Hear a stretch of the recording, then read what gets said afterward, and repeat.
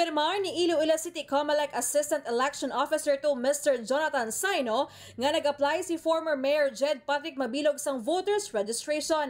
Sa interview sa K5 News FM Iloilo kay Saino nga nag-apply si Mabilog sa Agosto 23, 2024 paagi online.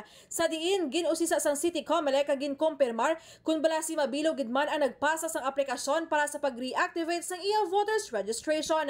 Dugang pa ni Saino nga pending pa sa gihapon ang aplikasyon sang aning alkade kag pag-reviewon pa sang Election Registration Board o kun ERB sa Oktubre 14, 2024 ang aplikasyon sang alkade kun maaprubahan.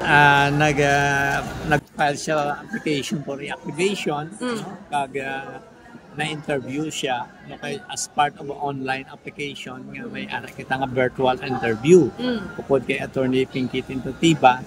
Kag na-interview natin siya, kag na-verify ang application sa August 23. That was Friday. Matandaan nga deactivate na ang voters registration ni Mabilog matapos nga wala ini nakaboto sa 2019 local elections, 2022 presidential election kag 2023 barangay election. Report nagikan sa Iloilo City ini si K5 Jenny Kauyon para sa Kampiyon na Balita, Serbisyo Publiko kag Kalingawan sa Iloilo. K5 News FM.